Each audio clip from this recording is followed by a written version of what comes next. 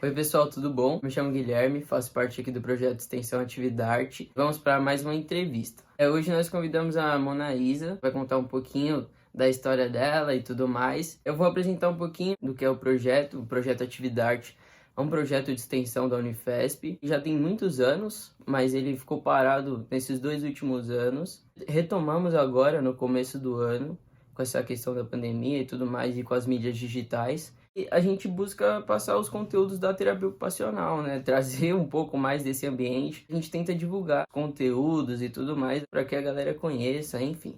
A gente tem algumas séries, na verdade nós temos 3 séries, desde TO no contexto da pandemia, então a gente aprofunda nessas séries determinados conteúdos, né? A série de hoje, né, que é o foco, é a TO na luta contra o racismo. Vou apresentar agora a nossa convidada, a Mona Isa, e pedir um pouco para você falar de você, da sua história e tudo mais. Eu sou a Mona Isa, eu tenho 37 anos, sou terapeuta ocupacional, moro em São Paulo, já vai fazer 30 anos, acho que é mais ou menos isso.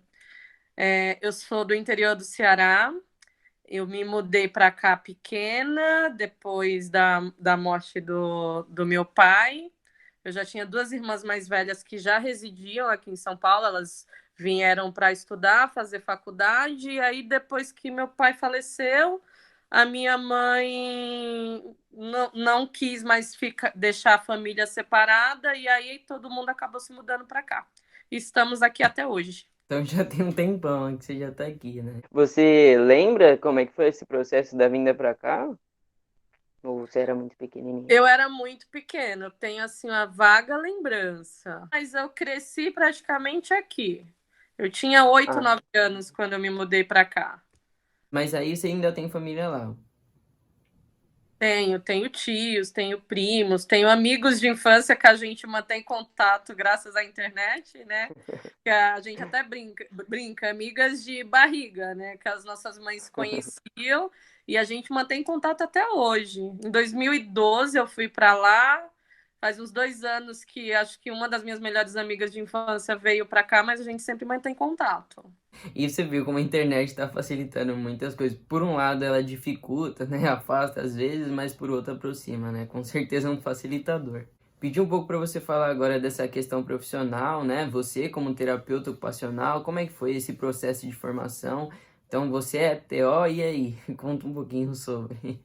Eu falo que a TO me escolheu, não foi eu que escolhi a TO, porque quando eu fui prestar o processo do vestibular, eu não fazia ideia do que era terapia ocupacional na minha vida, nunca nem tinha ouvido falar. Porque assim, quando você tem contato, assim, se tem algum parente que já fez ou precisou do profissional, como eu já ouvi muitos colegas falando, a minha tia teve hanseníase, então eu acompanhava ela nas terapias e aí acabei conhecendo, me interessando. Mas eu já não tive esse processo, esse conhecimento. E é tanto que quando eu fui prestar, eu prestei para fisioterapia, farmácia, só que tinha que escolher mais uma opção, né? E aí lá na hora eu tinha umas alunas do curso de TO divulgando o curso, né? E aí eu chamei uma delas de canto e perguntei o que é terapia ocupacional. Aí ela meio que me explicou rapidamente, eu peguei e falei assim, vai ser isso. E aí prestei o vestibular na época, eu fiz São Camilo, né, aqui em São Paulo. Eles, na época, 10, 11 anos atrás, eles tinham o vestibular social, que era você se inscrevia e se você tivesse uma boa nota, você ganhava bolsa integral. Eu passei em 14º lugar, acabei ganhando a bolsa 100%, e aí eu tinha, pela minha nota, eu tinha opção de escolher, né? Aí a minha irmã que foi junto, ela pegou e falou assim, ó, você detesta química, se eu fosse você eu desistia de farmácia, vai para fisioterapia ou TO, né? Aí eu acabei optando pela TO e foi a melhor escolha que eu fiz na vida, não me arrependo. Isso é a questão do vestibular, é uma questão muito complicada, né? Você decidir naquele momento uma coisa que vai influenciar na sua vida toda. Mas foi tranquilo pra você esse processo? Porque assim, quando você fala, pô, vou fazer TO, tem muitas pessoas que não conhecem, né? E como é que foi essa aceitação? Para falar a verdade, nós estamos em pleno século XXI e ainda muitas pessoas não sabem o que é TO. Eu já ouvi até de pais questionarem colegas que indicam para a gente, mas por que está indicando para TO? O que esse profissional faz, né? Ainda a gente está acostumado a ouvir muito isso. É impressionante. A falta de conhecimento do público em geral da questão da terapia ocupacional, né? O pra que que serve a TO, né? Pra que que eu vou levar o meu filho numa TO? Pra que que serve? Recentemente, eu estava atendendo uma criança autista de 3 anos, e aí a mãe foi conversar com o médico para. Só que ele só passava comigo uma vez por semana. Então ela falou assim: Mona, eu vou voltar no médico para ver se ele aumenta as horas para que a gente possa aumentar o número de terapia, porque eu vejo necessidade. Ela reconhecia isso enquanto mãe, apesar do pouco tempo que eu ficava com o filho dela, ela percebia a diferença assim de melhora. E aí ela voltou no médico e o médico virou para ela e pegou e falou assim: eu não vou aumentar porque eu nem sei o que esse profissional faz. Ela pegou e falou assim: não, ele não quis, então eu mesma vou pagar do meu bolso. Então a gente acabou aumentando o número de terapias, mas assim, porque ela reconhecia a importância da atuação da TO no desenvolvimento do filho dela. E aí, se eu ouvir de um médico isso, assim, não vou encaminhar, porque eu não sei o que esse profissional faz, ainda é duro de ouvir. Um profissional da área da saúde, que também não se busca qualificar para entender o que é outra profissão, né? Mas interessante também o reconhecimento da mãe, né? Dela perceber a função do TO e que tá melhorando o filho, a questão do autismo e tudo mais. Nossa, assim, super interessante, né? Esse reconhecimento, assim, eu não vejo a hora de poder já atender, né? Depois de todo esse processo de formação e ter esse reconhecimento, né? Que assim, uma realização, imagina uma realização profissional imensa, né? Agora, mudando um pouquinho de assunto, a gente, né, nessa questão da sua formação, pedir para você falar um pouquinho de como que foi a sua formação primária, né? Como é que foi a escola. Então, você veio do Ceará para cá e aí já entrou na escola, como é que foi esse processo? Você podia contar um pouquinho? Na infância, eu sempre estudei em escola particular. A minha mãe, ela era professora, então ela sempre prezou muito assim pela educação. Desde que eu me entendo por gente, eu sempre ouvia ela buzinando no meu ouvido, tipo assim, estude, estude, porque se você quiser alguma coisa na vida, você só vai conseguir através dos seus estudos. Então, assim, eu sempre, de tanto ela influenciar e estimular, então, assim, eu sempre gostei e procurei me dedicar. É, Aí, como eu te falei, aí eu, acho que em educação infantil a minha mãe custeou os estudos. Quando eu fui para o fundamental, eu consegui bolsa pelas minhas notas. Como eu te falei, eu sempre gostei de estudar, então eu sempre me saí bem assim. E quando eu vim para São Paulo, aí eu vim para o ensino público. Aí estudei até final do colegial.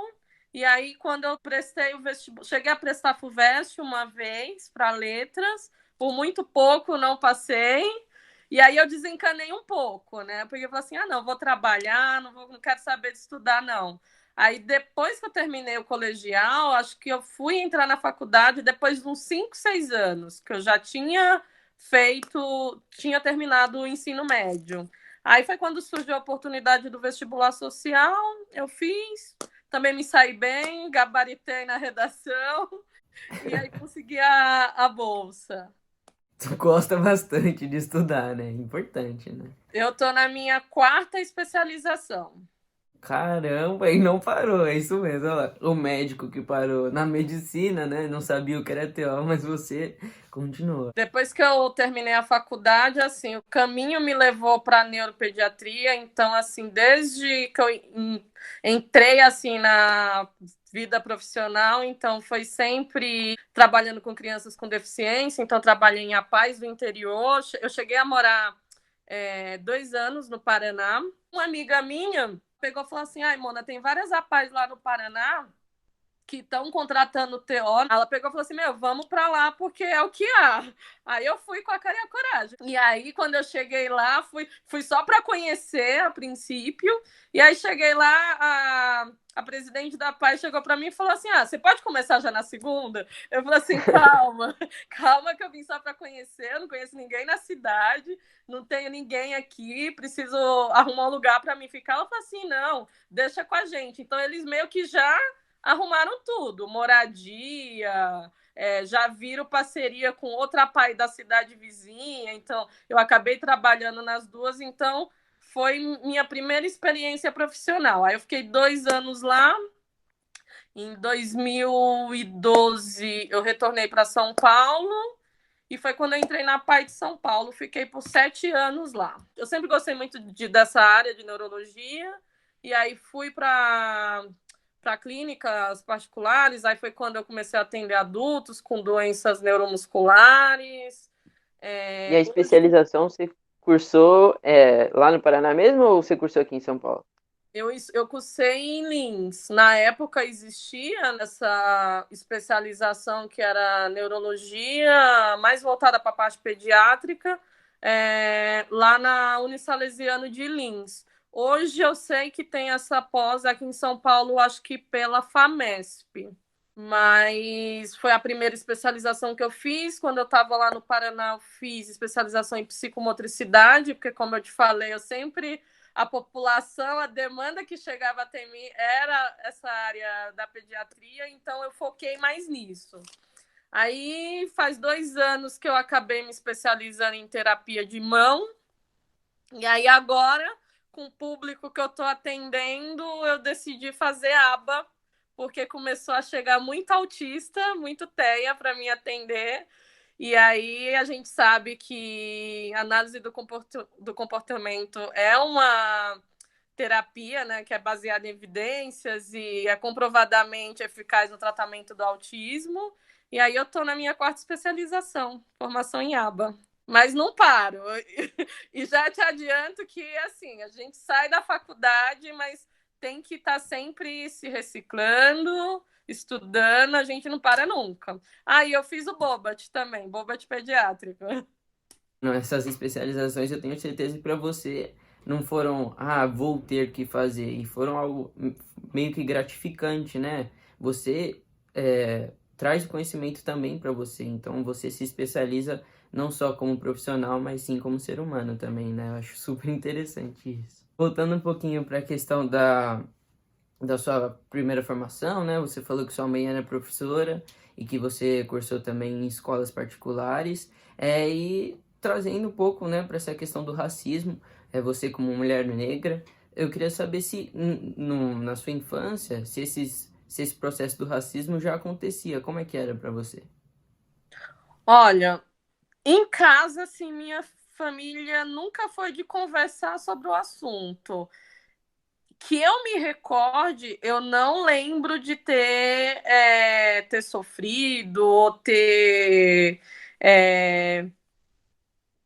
passado por algum tipo de discriminação. Não sei se na época, como eu era criança, eu não tinha essa percepção, mas se eu for analisar hoje, eu acho que não. Eu falo que eu sou até privilegiada, porque assim, eu tenho até amigas que falam que quando criança surgia sempre brincadeiras do tipo, por causa do seu cabelo. Eu já ouvi isso sim, mais velha, já adulta, de pessoas falar assim, porque você não alisa seu cabelo, usa seu cabelo dessa forma, porque fica muito mais bonito. Mas, assim, na infância, não. Nunca sofri.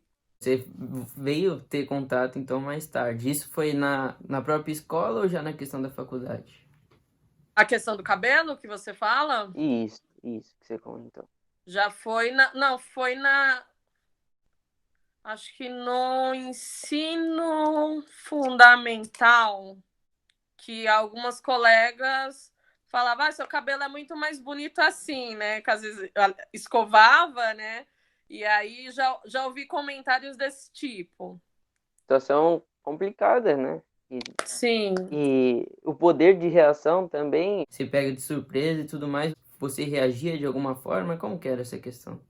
Sim, sabe quando você, tipo assim, o cabelo é meu, eu uso do jeito que eu quero, não tem, ninguém tem que ficar dando pitaco. Mas assim, eu era pega de surpresa. É, complicado, né? E agora falando um pouquinho da questão da academia, né? Você falou que fez São Camilo, mas você passou esse tempo, depois de ter se formado, sem ter ido, sem ter cursado a TO, né? Nesse tempo você chegou a trabalhar, foi o quê? Meu primeiro emprego foi como recepcionista numa clínica odontológica. E aí eu fiquei lá até ir para a faculdade e eu só saí porque não consegui conciliar Agora os comentando um pouquinho dois. mais sobre a faculdade particular que você fez, como é que foi? Como é que foi essa questão do racismo, de ser negro numa faculdade particular? Você sofreu algum tipo de preconceito? Eu nunca sofri preconceito, nem algum tipo de discriminação, mas assim, era nítido que acho que só através, a partir do vestibular social, foi que acho que começou a ter mais negros ocupando aquele espaço. Tipo, na minha sala mesmo, nós éramos pouquíssimos. Eu acho que quando nos formamos, não sei se a gente chegava a 10. Eu acho que não. E na faculdade inteira mesmo, elite totalmente branca, né? Não tinha muitos alunos negros, não. Eu acho que os primeiros que entraram ali naquele meio foi através do vestibular social. A gente sabe que a São Camilo é uma faculdade de peso na área de saúde, os cursos não são baratos. E eu mesmo só entrei lá por conta porque eu ganhei a bolsa, porque eu não teria condições de bancar uma mensalidade de mais de R$ 1.000 na Você comentou época. então que eram poucas pessoas negras. Vocês sentiam assim a questão da exclusão? Se como é que era dos outros colegas para vocês? Tinha um certo, as pessoas olhavam de outra maneira? Como é que era? Não, até que não. A gente tinha uma formação assim no primeiro semestre, eles acabavam integrando todos os cursos. Então eu lembro que na época acho que chamava de núcleo, e aí era TO misturado com físio, com nutrição, biologia. Então assim, a gente acabava convivendo com alunos de outras áreas e de certa forma também de todas as classes sociais ali, porque tinha alunos de outros cursos que também eram bolsistas, mas a grande maioria eram pagantes. Mas, assim, por parte deles, não. Acho que acolheram e receberam a gente até super bem. Como deveria ser em todos os casos, Engraçado né? A gente tratar isso como uma situação ímpar, mas o que deveria acontecer em todos os casos. E você comentando, né, da questão que formaram poucos profissionais, né, negros junto com você. Como é que você vê isso no mercado de trabalho? Então, depois da formação, você percebe de alguma maneira? Como que é essa questão? Assim, é muito pouco ainda o que a gente vê, principalmente da área da saúde. Para me te dar um exemplo, em outubro teve o Congresso Brasileiro de Reabilitação de Mão aqui em São Paulo. Eu acho que no evento deveria ter umas 500 pessoas para mais. Eu era a única negra. Procurei assim em volta e não tinha nenhum outro profissional negro. Caramba.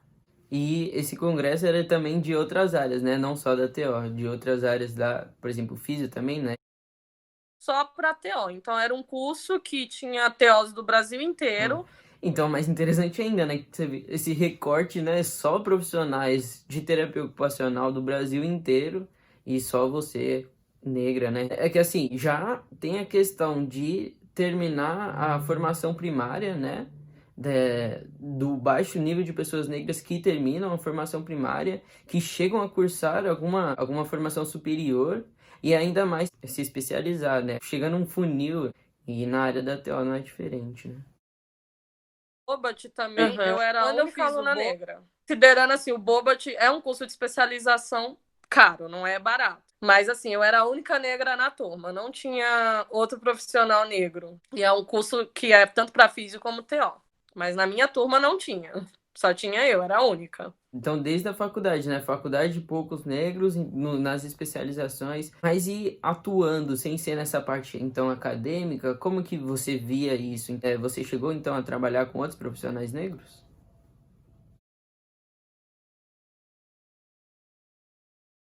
Os estágios do último a gente começou, né, aqueles estágios obrigatórios que já a gente já praticamente é 100% de prática.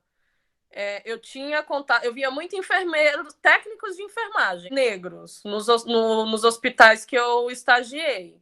Médico negro, eu nunca fui atendido por um. Então, assim, eu não sei, quer dizer, eu sei que tem, mas pouquíssimos. E no trabalho, assim, como eu sempre estudei muito e, assim, sempre me especializei muito, meu currículo é um bom currículo. Então, assim, eu nunca tive dificuldade para conseguir emprego. E sempre, assim, peguei boas oportunidades, mas eu já ouvi colegas falarem que já passou por discriminação, sim. De, por exemplo, se estava ela negra e uma branca concorrendo e ela perdeu a vaga e acabaram dando opção pela outra pessoa de outra cor. Mas como eu falo, eu sou privilegiada, eu ainda não vivenciei isso. E eu lembro até, vou te contar uma história da época do estágio. Uma amiga minha que era negra, ela é negra, e aí a gente estava fazendo estágio do último ano, como eu te falei, eu não sofri também discriminação em nenhum dos meus estágios, nem por parte dos profissionais de saúde, nem por parte dos pacientes. Agora, e aí a gente tinha discussão, né, na faculdade, a gente trazia como que era o estágio, né? Cada um contava a sua experiência. E eu nunca esqueço dessa história.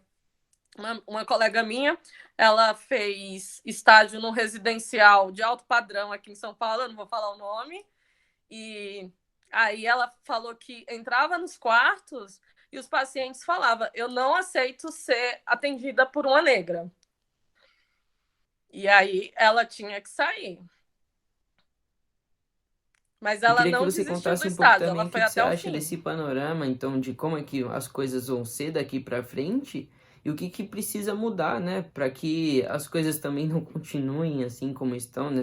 Essa questão do racismo velado, né, que fica escondido, mas que continua acontecendo, né? Por exemplo, agora você vê que nesse ano, o que as mortes por policiais aumentaram não sei quantos por cento comparado aos anos anteriores. Então, que essa questão da violência e do racismo continuam sim, né? Eu queria saber um pouco de você, o que que você vê de perspectiva daqui para frente, para essa questão.